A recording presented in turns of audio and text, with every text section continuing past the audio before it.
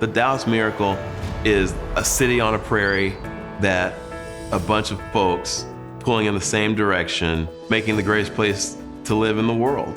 You look at what's happening on the coast with increased regulation, higher taxes, higher cost of living. Then you look at Dallas.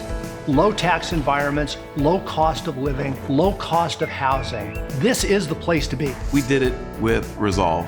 We did it with pluck. We did it with hard work, and we did it by working together.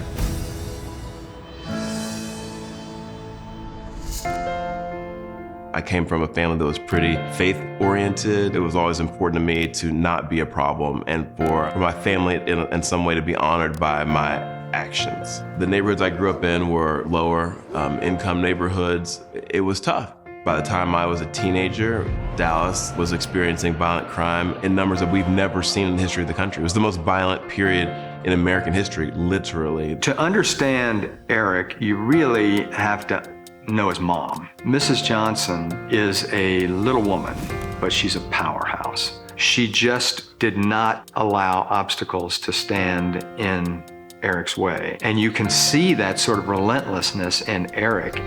When I was in first grade, I had this amazing teacher named Lee Ann Ferris. She saw something in me that she believed needed to be cultivated. She took it upon herself and discovered a program that paid for inner city kids to be tested for admission to local private schools. I'd scored the highest score. They chose Green Hill for me. It made sense to me at the time. I was just happy to have the opportunities. I can't overstate the role that a teacher or just any adult can play in the life of a kid. I lived it, I've experienced it. Miss Ferris changed my life.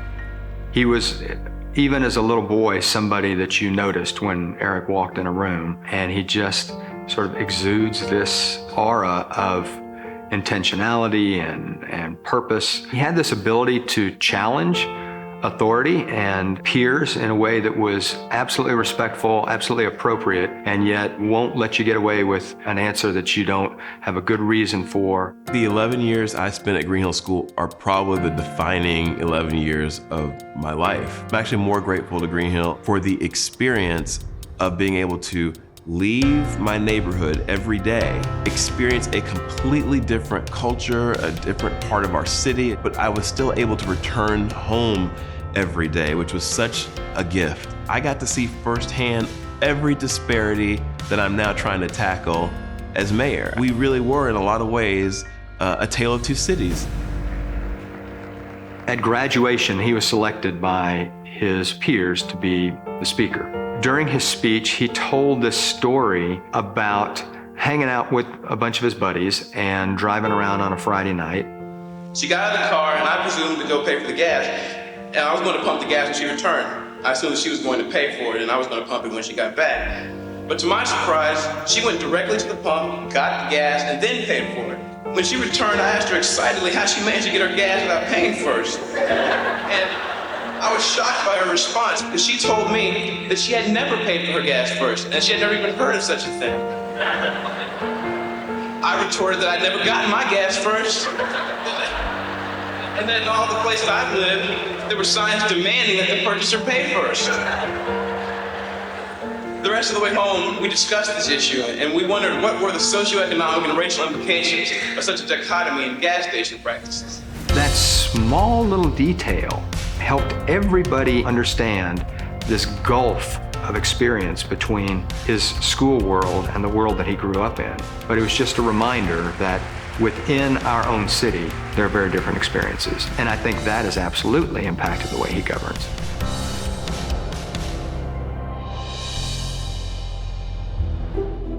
Very early in my adulthood, I was motivated to serve. All I did in college was community service. What I wanted to do was spend time with young people and try to make a difference in their lives like Miss Ferris had made in mine. He graduated from law school.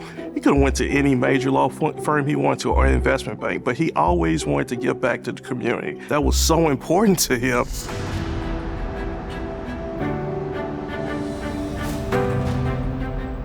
The state representative gets indicted for corruption. She runs unopposed while under indictment in 2008. I was pretty offended, so I decided to file and run. Eric asked me if I'd go to lunch with him one day. He looks me right in the eye and he says, "Coach, I'm gonna run for House seat 100 in the Texas legislature." And he said, "Coach, I'm telling you this now because I want you to know I will never embarrass you. I will never let you down."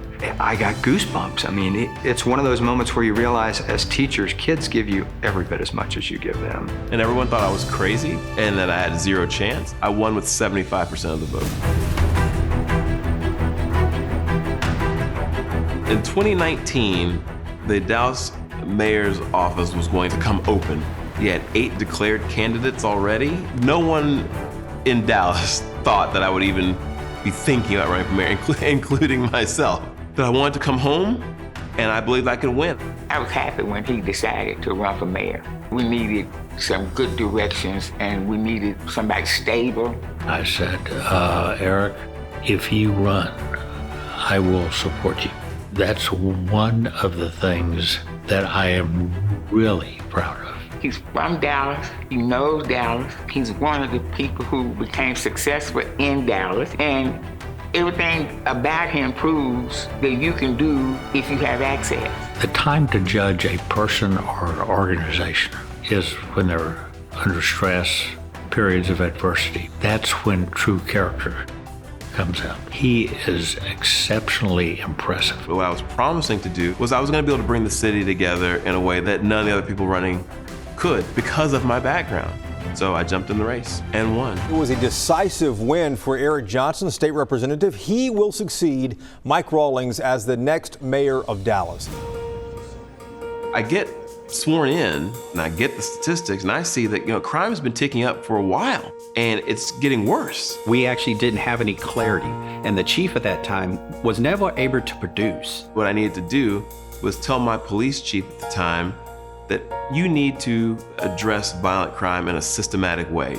Do we have a violent crime plan? The answer I got back was no. Then I insisted that we get one. It was very clear that the violent crime plan that I got was placating me, and it wasn't taken seriously. And that began the quest that I'd led for a police chief who would take violent crime seriously. And so the mayor had to go out to the other council members and convince them that this was not working, that we needed to make a change. We ultimately got that police chief that we needed. He came to Dallas, asked for a criminologist to help him develop an actual violent crime reduction plan, which we implemented immediately. I went to that task force and said, I need actionable recommendations that I can go to the city council and ask them to fund. They gave me 4 recommendations. I went to the council, they funded all 4 recommendations.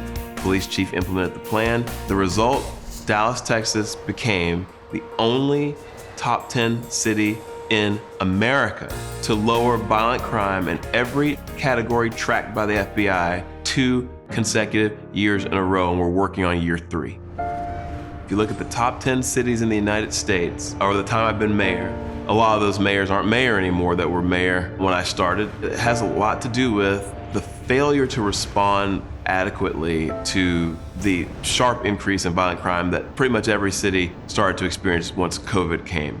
2 or 3 years ago, there was a lot of political, tension with respect to policing. He took a stance that we wouldn't defund our police, even when it wasn't popular with groups I supported. Communities that suffer from violent crime need police officers. This is not the time to have that conversation. I saw a lot of cities and a lot of my fellow mayors cutting their police departments in ways that made no sense. There's no rhyme or reason to it other than to placate certain activists who just came up with arbitrary numbers. I'd like to see a 30% cut. I'd like to see a 60% cut. We don't want the police not to come. We just want them to identify the right element in order to squash that so that we can have better lives in a better community. There were protesters who, for days on end, in the dark, standing on my private property in my yard, shouting my name, insisting that I defund the police. Not only was I not for it, I was vocally opposed to it. We've actually increased the funding to the police department, and we've budgeted to hire more officers. I knew that there was not one person who actually had to live with this violence that wanted us to defund the police. How do you defund the police? That's crazy. One of his priorities, of course, is to try to help in the education arena so that every child in Dallas will have a good education. I'm really proud that I advanced the conversation and put forward a pre-K bill that caused and sparked the governor to actually move the state forward on the issue of funding a full day of pre-K education for our kids across Texas. Eric Johnson, I think, did a very good job of bringing together groups that were really at each other's throats and finding what they could agree upon. And he accomplished an environment that today has Dallas being one of the safest, largest cities in the country, which is why people and companies are coming here in droves. I can either work to be the most well-liked or the most popular mayor in the history of Dallas, or I can work to be the most effective or to do things that I believe are the right things to do for Dallas. I think he understands what Dallas deserves and what Dallas can be. We've cut taxes all 4 years I've been mayor. Lowering taxes in the last several years is a benefit to entrepreneurs and attracts an incredible entrepreneurial environment. Currently, Dallas's tax rate is the lowest it's been since 2007. And lowering the tax rate is a huge magnet for homeowners, small business, and big business. As we continue to grow, we'll continue to lower that rate to make this the most attractive city possible. Who wants to be taxed, but let's make sure that they're not excessive and they do not reduce the ability to grow our businesses. But how do you have a lower tax rate? You have to have a higher tax base.